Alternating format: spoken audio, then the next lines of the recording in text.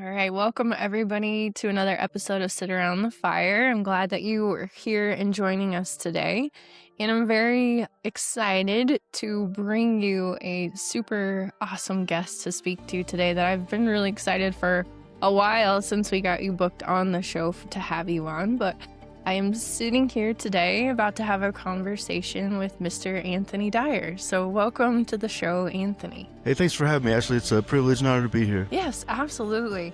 Well, as we get into the tea right away, I don't like to waste any time. So I want you to speak directly to the person who's listening today, whether that's someone who is currently in the military, who's retired, or in the first responder side, current or former, or even a spouse or a family member. But speaking to those folks today, what's one piece of information, one message that you want them to walk away with from our conversation today? Yeah, I would say the main message and like these, I know we're talking a little bit offline, but these very uncommon jobs, whether it's military, first responders, that we're very normal men and women doing these very, unnatural and uncommon, extraordinary things, and I think it's not if, it's often when, you have to take that tactical knee and, recognize, the symptoms of trauma and realize that it's okay not to be okay. And it's okay to get help, and I highly recommend, the prolonged exposure treatment like I did it, it changed my life in a very positive way. And, in the end led me to a book, and then here I am on your podcast talking about it. So it's a great thing. Well, I'm excited and really honored that you are using your voice and using any platform that you have to help destigmatize this, even though I think that gets thrown around a lot. But this just idea of what we have around mental health and what does it mean to go get mental health. And yeah, I'm excited to explore a lot of this with you in different aspects. But let's give the people a little picture and idea of who you are. So give us a little history lesson of who is Anthony Dyer. Okay, yeah, no problem. So I grew up in a small town called Silva, North Carolina. I was born April 7th of 82 under full moon there, and which sort of led to the title of the book a little bit, Moonchild. One of my favorite poems is Stay a Wild Moonchild by Rita Clint. And the sense of community was strong. It's a small community. I used to joke around and tell people you could throw a baseball across my whole town growing up. And everybody knew everybody's business, whether that's good or bad, I guess, depended on the situation and stuff like that. And the things, the outdoor type stuff, if I wanted to go fishing, I'd just walk down the river to the beautiful Tuckasegee River. And it was just an awesome place to grow up in. And it's sort of a place where your word's your bond, and, a handshake is a contract, where I'm sort of from. And so I have the roots part of my story that a lot of morals instilled in me and stuff like that. And I get to, almost 18 years old, my senior year in high school. My dad gives me the typical dad talk of, you're about to be a man. It's time to get a job, go to college, or get out. And so I talked to an Army recruiter first, or excuse me, a Navy recruiter first, and he talked about being on a boat for 6 months, and then Army recruiter. And then I was like, I'm going to talk to my dad sort of about the quality of life of the Air Force and, what that meant, good chow halls, TDYs, golf clubs, right? And there I was on my first fixed wing flight ever from Charlotte, North Carolina to San Antonio, Texas for basic training. And, there was words like, this is pre 9/11, like one of the Air Force core values is like service before self. And like patriotism and duty. And like I never knew what those words meant till further in my career. So, yeah, and then 10 years later in my career, I was at a pizza parlor with some friends on leave, and I look out and I see the same cracks in the road, and I was like, man, like, I don't leave cracks. I want to leave craters and leave somewhat of a footprint, because I understood at a very young age that there's no U-Haul behind a hearse, right? Like you can't take anything with you. All you can really leave behind is people's memories of you. And so I always wanted somewhat of a positive legacy to leave behind. And here I am after, 21.4 years of service and years later, and on a podcast talking about it. So it's a blessing. Yeah, absolutely. It's cool how, I mean, like, no one can ever predict the journey or how we end up in the spots where we Yeah. end up, but it's very cool. So I'm wondering, like, and it's cool because when I was looking at all of your stuff before we jumped on our recording today, my husband was in the Air Force as well. So I always like to be like, hey, guess what? Like, Thank you. someone from the Air Force is coming on too. And so it's kind of a full circle, cool commonality that we have together. Yeah. So walk me through because I know we mentioned this before we started recording as well, but I this is becoming like more and more maybe it's spoken about or mainstream or like I for sure have been exposed to it more and more from the military side of things. I'm wondering if you can give us an idea of like when you were in it, when you were serving and doing your role there, is like what was people's take on mental health? Like what did people say about it? Like how was it presented or like what was people's take on it? Yeah, I would say it's came a long way, and so a little background of the airframes I flew on. I flew in the AC-130 gunship in the 16th Special Operations Squadron, and the whole role behind the gunship is to provide that precise and timely close air support. I call them super ninjas for those, unconventional forces, so your Green Berets, your SEALs, and Rangers, etc. And the whole why behind the gunship is to make sure those men and women get home to their families. That's the role of close air support, and so that was my identity for years. That was my reason for being. And you never wanted to get taken off the flight schedule, sort of what I'm getting at. And just like a ground guy doesn't want to get a do not arm from their commander for seeking mental health or for flying, duties not to include flying. We call it the NIF, taking off the flight schedule, right? And you wanted to do your job, that's why you signed up for it. And at first, like there is the little lie, I would tell myself after multiple deployments, like, hey, I'm okay. Like, I don't need to seek some sort of behavioral health, and back then it was like 90 days on, 90 days off for deployment. So it was pretty hot and heavy and stuff like that. And then eventually in like 2015 ish, I think Album or Craven, that's when, sort of the mental health thing became, the stigma was released a little bit. I'll say that. And, you know, the soft truth of humans are more important than hardware is the number one soft truth. And basically, that's when the preservation of the force and family, these programs came, and each squadron and USOCOM unit would get a psychiatrist, a physical therapist, and a trainer as well. And so, men and women would see these higher ranking people go seek help, and it sort of led to like, okay, well, if they could do it, I can do it, and it doesn't always, sort of the misconception, it doesn't always mean you're going to like, lose your flying status or get a do not arm. It's just I look at it as a maintenance sort of checkup. Mhm. Yeah, I'm really glad to hear like you see it that way. So I've run into a lot of folks that had a different experience or felt differently as well, that had a ton of hesitation around going and seeking mental health because of some of the fears that you presented as like I'm no longer going to be deemed fit for duty or like are they going to take my weapon away? How does this affect me overall? And I think it's clear that it's held a lot of people back, I think, from like seeking extra resources or help because of that mentality. So I'm 100% with you of like taking that away or starting to like speak truth and that there are so many different ways you can get help and find really incredible practitioners that can resonate and understand where you're coming from as well. Yeah.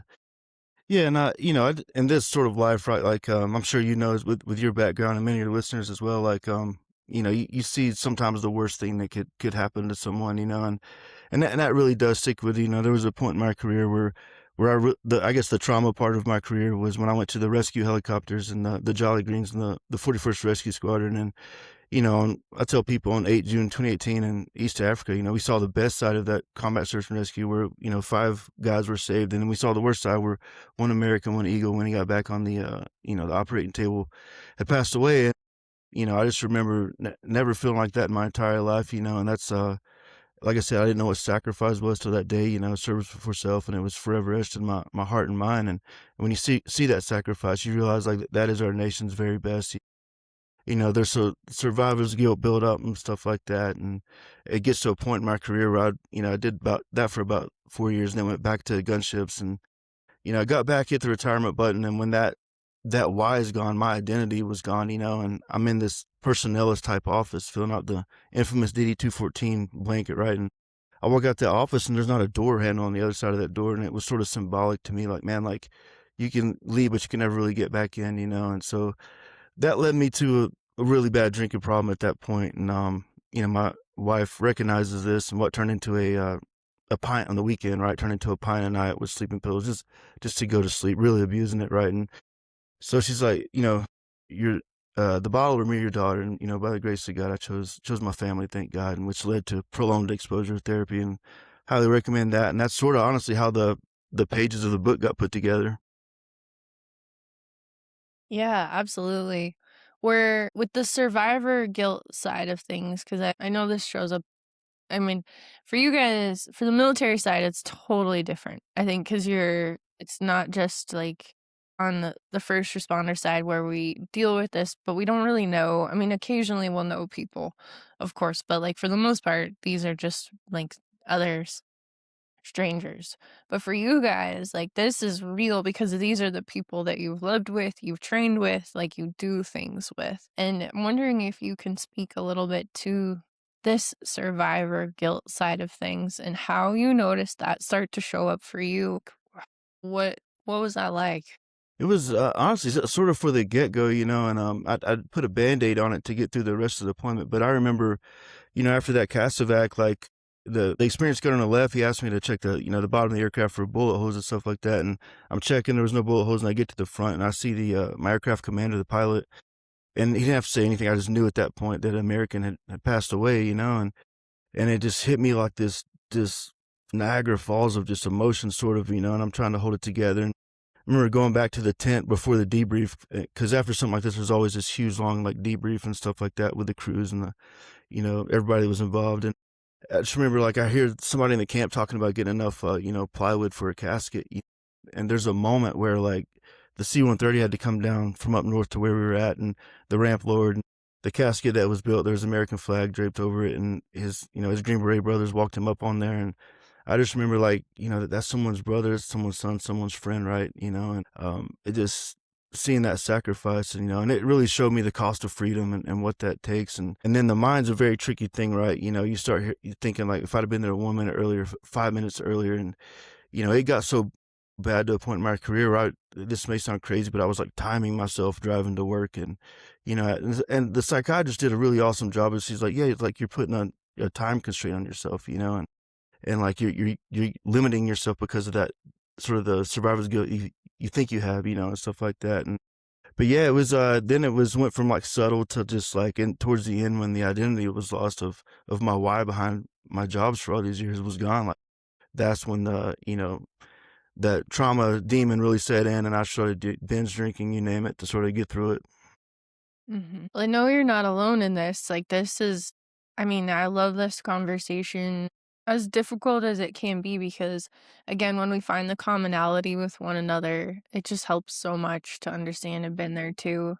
But this is so uh, common. Like, it is just, and um, my mission in this too is to like help bring awareness to this and give that voice to people too. But what you're speaking of this identity piece of once you're out is like, yeah, I want to get your take before I put Yeah. my take in there. But like, tell me about this. Tell us about this when I mean, you have this very specific purpose, you have this very specific job. And then all of a sudden, like you said, you walked out the door and there was no return. There's no handle on the other side. Like how was that for you? What was that experience like? Yeah, it was basically a feeling of like, man, all of this, 21 plus years, for a piece of paper, right? And like to not be able to truly get back in. And what I found is, especially after the book came out, like a lot of texts and emails is like, it's a very common thing. So sort of like you're saying is, whether it's the first responder side of things or veterans, like it's, everybody sort of struggles with that loss of identity when they get out. And, and that prolonged exposure when I'm, telling this lady the story for the first time, I cried, she cried, and, she's like, you should tell your story over and over, and I said no 100 times. And, once the dust settled, I was like, you know what, maybe she's right. Maybe I can pay it forward. And, what would happen every time I wanted to drink, I'd pick up a pen instead, as hard as that was, and write down the sort of Charlotte's web of emotional words, throw them on paper. And I'd wake up in the morning and try to make sense of all this. And the biggest help in all this is like, I tell people surround yourself by your 4 quarters, not 100 pennies. Like those that really know you, they know what you're saying without you saying anything. They recognize that, and they'll pull you out of the ashes, and I realize that, like you said, it's not this uncommon to sort of have this trauma and to seek help. And I'm sure the first responder side of things, as that's I couldn't imagine what you guys see on a daily basis, versus, this very brief moment in my life. I'm glad that you did decide to pick up the pen and yeah, you did decide to share your story because that's really what the podcast is all about Yeah. anyways, is sharing stories and again, that bringing it together, that experience, that shared yeah, whether it's military or first responder, we can relate to this very closely. Oh, yeah. I'm wondering, Anthony, I hear this from a lot of military folks that I work with in my practice, is when they get out, no matter how long it is, even I think sometimes the longer, the worse it is actually, if we're in the 10, 20 years in and then get out. But did you have a tough time adjusting back into civilian life? Like, what I'm speaking to is finding a job, like figuring out what you were gonna do, like how you adjusted back into like regular schedule with your family. Like, was how did that transition go for you? It was really abrupt, and I sorta jumped into a job where, like, I wasn't, like, still fully in, right? I would do this, the flight simulator stuff at, Kennedy Air Force Base as a, civilian contractor, and so it was cool because it helped because I got to see the same men and women I used to fly with and sort of write scenarios, best case, they would say, "Hey, thank you for that scenario, that script, it really helped me out downrange," and so, yeah, you still see some of the fruits of the labor, but still it's not actual flying, and I tell people, there's a lot of lessons to be learned by flying as far as perseverance goes, but yeah, in the end, it's still like I'm still sort of surrounded by those type of men and women, right? That our nation's very best, and that helped for sure. But there is little things like walking outside of a building, right? And I'm reaching for my hat, like, oh, learning out what is business casual, and my job contract, all these little things like, you do your TAPS program, and you get like a crash course on how to do a job interview, how to write a resume, and this fire hose effect. But so that was sort of taken out, but still there was finding exciting moments in the calm. Being the best dad I could be, being the best husband I could be. That's my mission now, And with this whole book and even this conversation, this podcast, I've come to realize that helping is healing. Like Mhm. helping someone else is that feeling you get. I don't know if it's a dopamine release or whatever, but that definitely helping is healing, and it helps the person helping. Mhm. Yeah, I really believe like we heal together for sure. Yeah, Nobody heals in isolation. So I'm totally with you on that side of things. yeah. I think it was Confucius that said, "Many hands make light work." And Mhm. that's not just about light work; it's about healing as well. Yeah, definitely. Yeah, I'm glad that you spoke to this and told us some of your experience with what it was like when you did get out. Cause like I mentioned before, like that's a huge area. I think we're missing the mark a lot, or there could be some improvement maybe somehow about how to help people transition back into like functioning in this level and not feel super lost. Because you mentioned like drinking became your thing and everybody's different. So all find different things, whether it's like kind of, I joke about it, but it's like sex, drugs, and rock and roll, Yeah, like whatever it is yeah. that we find. But what would you say to that person that's, let's say they're just getting ready to get out, maybe, or maybe they're like pretty freshly out? Like, what's some sources of wisdom, some things that you could share with them of like how to help them navigate through this season?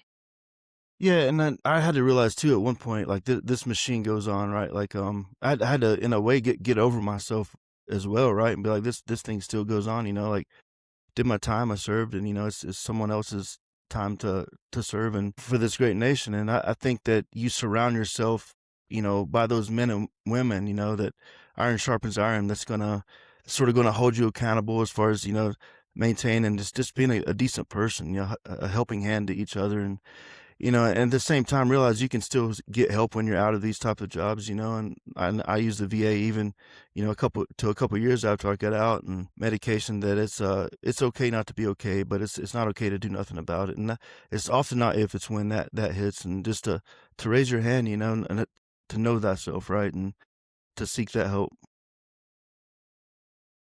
Yeah, and seek it for you, like seek it for you and don't stop until you find something that works for you. The knowing not I'm really big about not putting everybody in the same kind of like Yeah, therapy yeah, box, you know, of like there's so many different kinds of modalities and so many different things now that you will find something that will work for you and something like you mentioned the prolonged exposure treatment is a lot of times people don't even know what that is. yeah.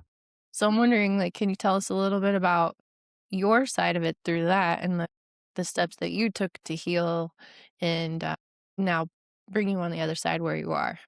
Yeah, that's a great question. So the prolonged exposure therapy is it started out like this. Basically, they peel back that onion to get the root of that trauma, right? And you get to a point where like I had to write it out at first, and write everything that was causing this trauma and stuff like that. And then you get to a point where they even time you, tell them the story. At least in my case, they timed it. And you get to a point where you're comfortable being uncomfortable talking about it. Sort of like we're doing now. We're just conversing about it. Like back then, I couldn't do that without balling up on you. I promise. Mhm. And I think there's something I need to mention here, like, there's a very spiritual side to my healing as well.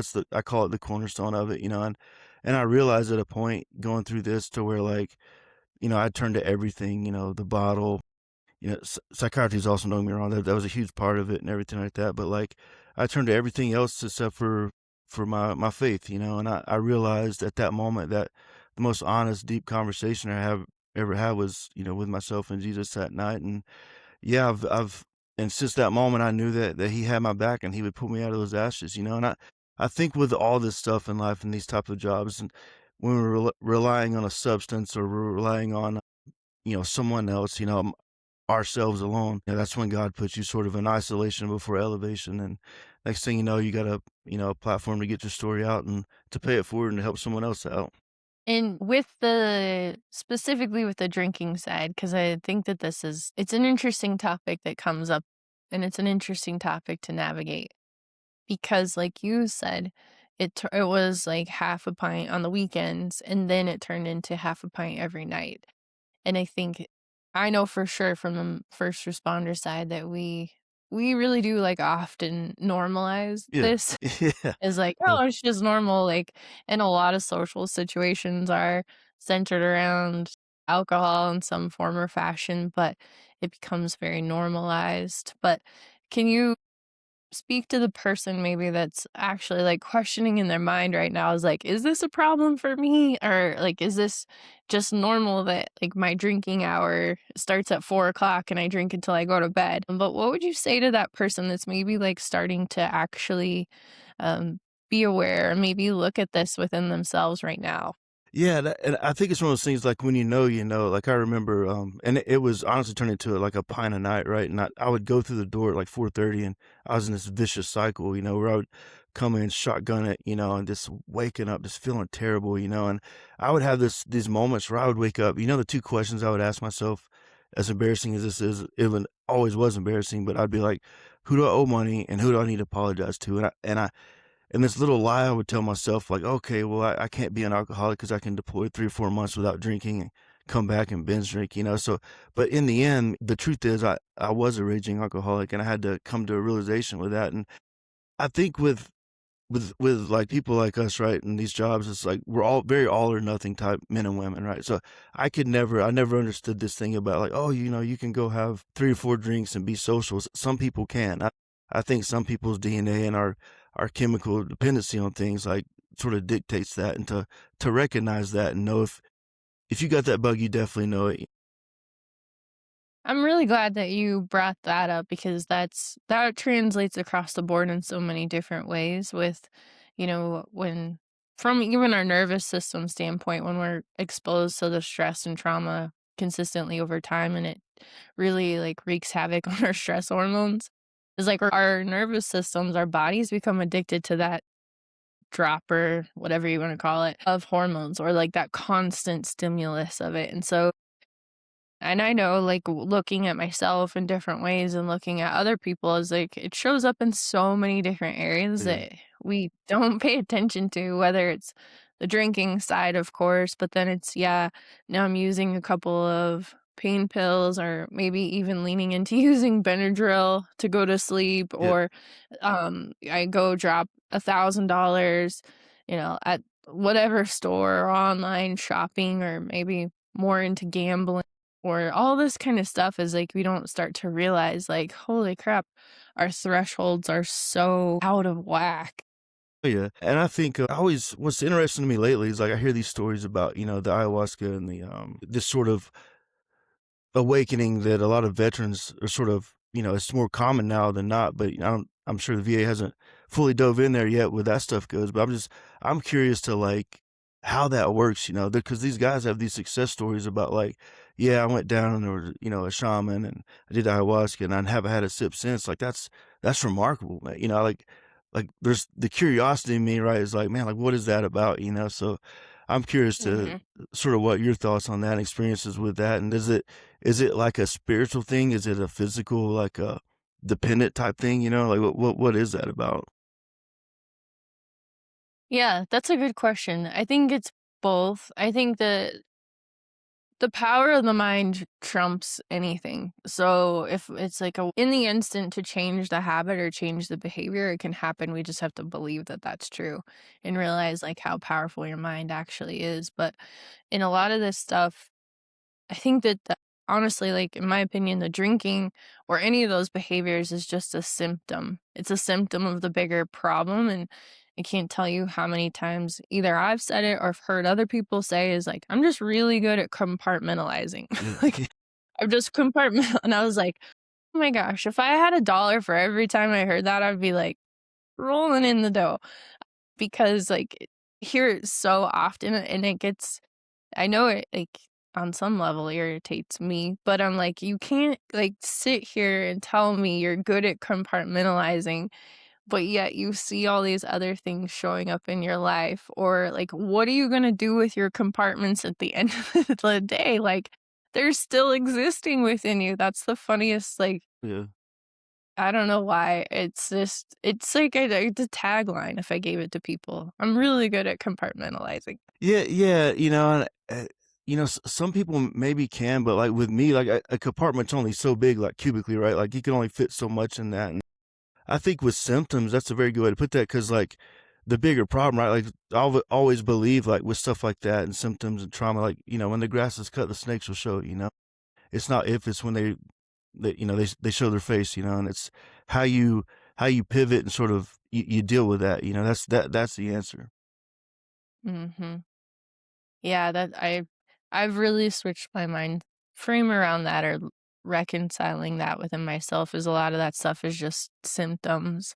I mean, everything from the anxiety to sleep issues to whatever it is symptoms of a bigger issue going on. And I think that's where we'll call it some of the more heavy duty work, whether it's psychedelics or it's, like hypnosis or some of this other even like your exposure therapy, trauma, all that kind of stuff. All of that's like a little heavy hitting when it comes to not just kicking down the can down the road, like Yeah, managing symptoms or giving you just a pill to take for it to manage the symptoms. I don't think that's going to serve anybody in the long run. I feel that.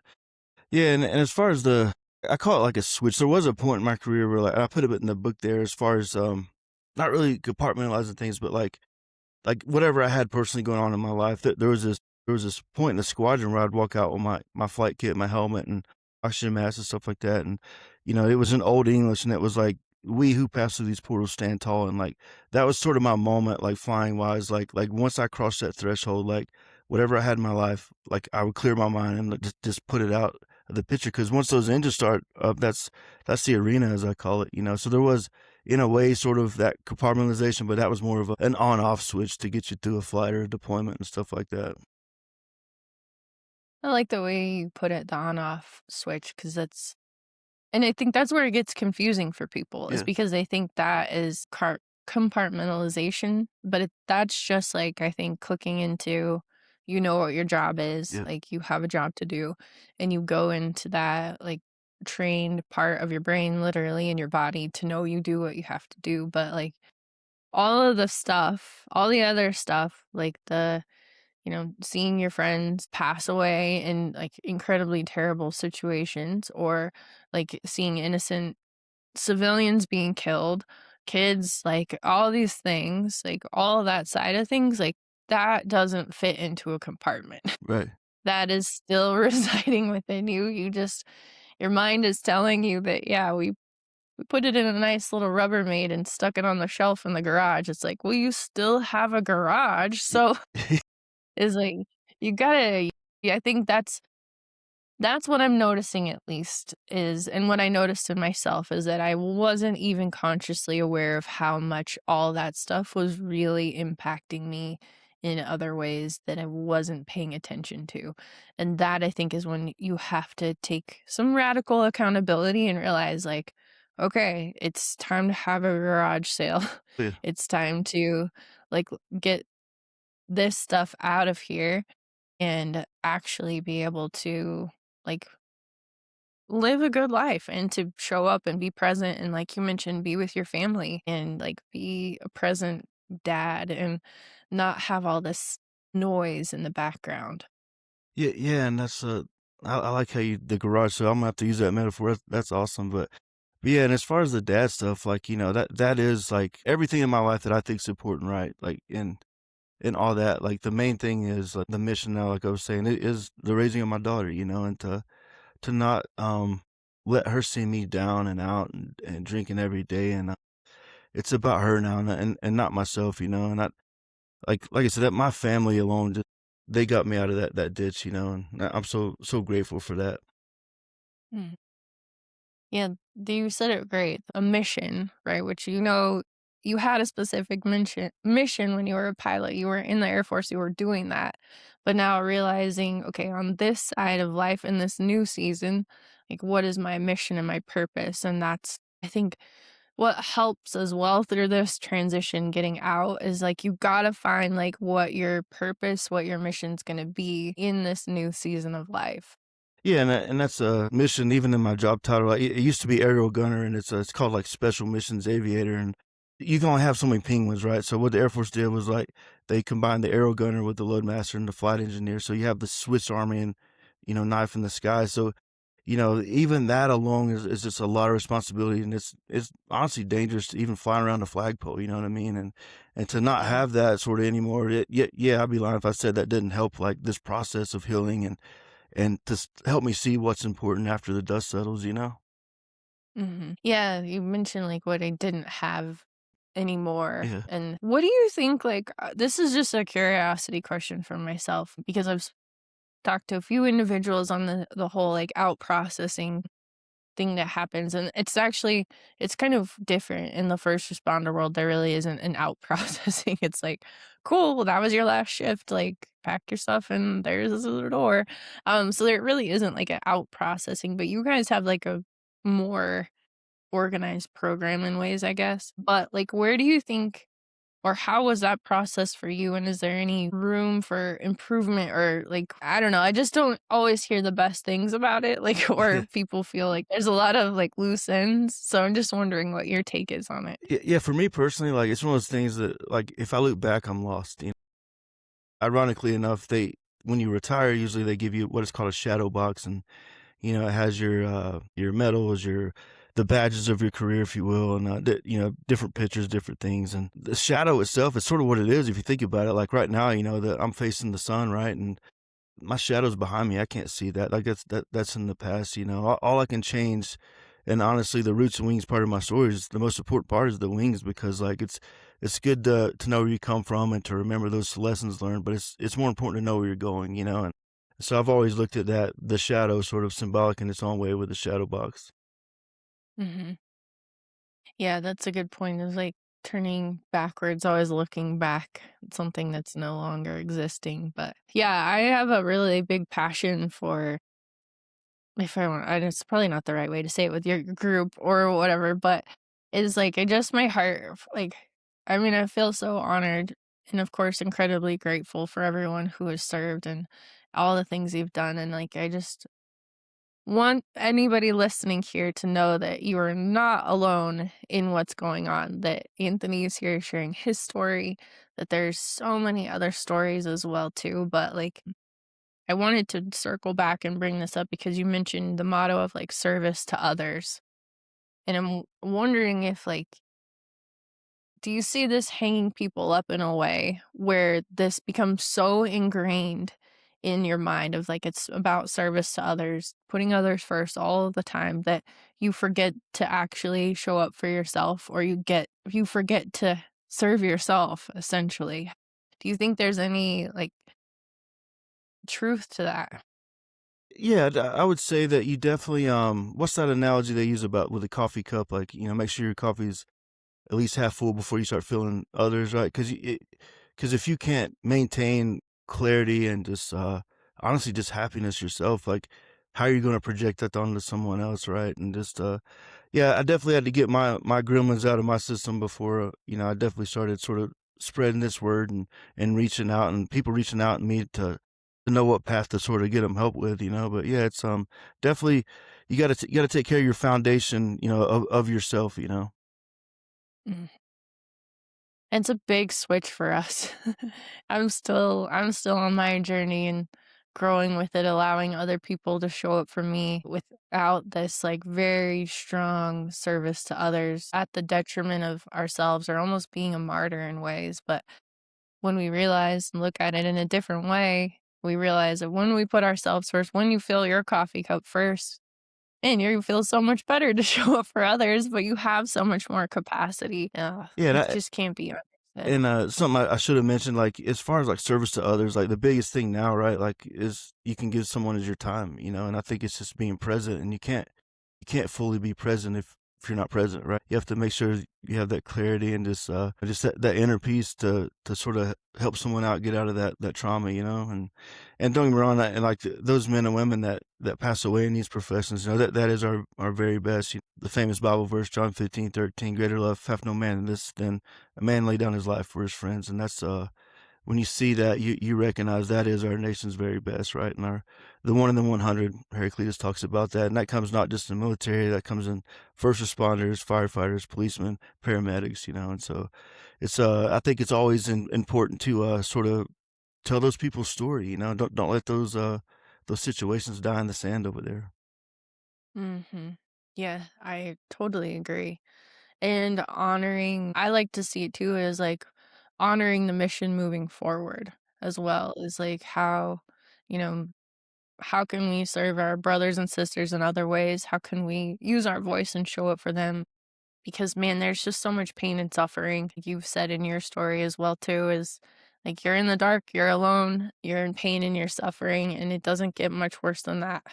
Oh, yeah, and that's that sort of isolation before elevation, and I will say, like, the community, like, you keep afterwards is the community you'll keep for life.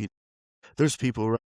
You ever had a friend, like, call you up, like, a battle buddy or a wingman or wingwoman, and they're like, "Hey, how's it going?" Or versus like, "Hey, how you doing really, man?" 'Cause they recognize, they know what you're saying without you saying it, right? And that's who you surround yourself with to sorta to climb out of this pit. Yeah, those really powerful conversations, those can be the immediate catalyst for somebody to, whether they're truly in the dark and they're contemplating even being here or not, or they just need somebody to actually be authentic about how they're feeling. Like, there's so much power in just showing up. Yeah. So tell us, you mentioned it a few times, but give us an idea about your book and where people can get it, how we can support you, and how we can continue to share your story through what you've done with your amazing book. Yeah, no problem. So, the book title's Moonchild. It's the roots and wings of a U.S. Air Force Combat Special Missions Aviator. It can be found on Amazon and Barnes and Noble. Also, Trademark Media has like a site where you go down to the bottom and you click on the flag of the country you're in, and it'll take you to the Amazon link. And I think the biggest thing to help with the book, just word of mouth, spread it, or maybe get it for someone who's going through a hard time. And I tell people the overall theme of the book is about perseverance. If I could paint a picture here with my first AC-130 flight ever, I sort of joke around about it, but it went so bad to, like, where the instructor said something to the effect of, like, "You're the reason I have to breathe seat belts on airliners," Yeah, and but it taught me a very, awesome lesson. He saw me licking my wounds towards the end of the flight, and I didn't even know where I was at, and he's like, "What's the most important word in the dictionary?" And I was like, "Man, I don't even know where I'm at right now. What is it?" He's like, "Perseverance," He's like, "I want you to think about that before next flight and show up next flight ready to fight. And, as far as the roots part of it, there was this basketball camp back home before I joined. I was 17-ish, and this guy came down, and he's shooting like 100 free throws. I swear to God, like this man didn't miss these shots, right? And I'm like, this is incredible. How's this guy doing this? And then he gets to the point where it's really not about basketball. He talks about like the key to success in anything in life is repetition. And the point being is with seeking help and mental help and psychology and psychiatrists, is like, if you get those repetitions in with those two words, perseverance and repetition, you can go anywhere in the world. Mm, well said. Perfectly Thank you. said. Thank you. And yeah, to those who are listening, like my message always is like, don't stop looking for what works for you. Like, give it a try. Like, be willing to be open-minded to trying other things, and just don't give up because you are worth it. Like, you need service to yourself as well is so important. 100%. Well, Anthony, this has been so fun. It's been really, really helpful, really powerful to hear your story and to get your side of it, as well as use your voice to speak to those listening and inspire others. I know this conversation is going to be so very impactful, but I want to give you a moment if there's anything else you want to share, anything else you want to speak to those folks who are listening to us today. Yeah. So I would say that one of my I'm gonna give my 2 favorite quotes here, and that, no matter what you're going through in life, right? And we talked about perseverance earlier. Henry Ford had one of my favorite quotes ever, and he's like, you know, no matter what you're going through, the troubles, the trauma, everything that's going wrong, just remember that aircraft takes off against the wind, not with it. And also the spiritual side of things, like no matter what you got going on, the quote I heard the other day was, "God will put you back together in front of those who broke you." And I like to change it to, "God will put you back together in front of what trauma broke you." So other than that, thanks for having me. It was an honor and a privilege to be here, Ashley, and I really enjoyed this conversation. Absolutely. Well, you're, of course, welcome back anytime, and we will make sure that we get everybody set up with ways to get in contact with you and get your book and read more into your story. So, thank you so much. Thank you, Ashley. I appreciate it. And that's a wrap on today's episode. Thank you so much for being here and investing this time in yourself. It truly means the world to me. If something resonated with you today from our conversation, I would love for you to leave a rating and a review. It helps more people find this show, find the podcast. Subscribe so you never miss an episode. Share this with someone who really needs to hear it, and catch the full video version of it over on YouTube. And if today's conversation sparked something in you and you're ready to go deeper, I'd love to support you. I offer a free 30-minute consultation where we can explore what's possible for you. Head over to ashleadillard.com to schedule yours now. Until next time, keep coming back to yourself. Go out there and have a really beautiful day.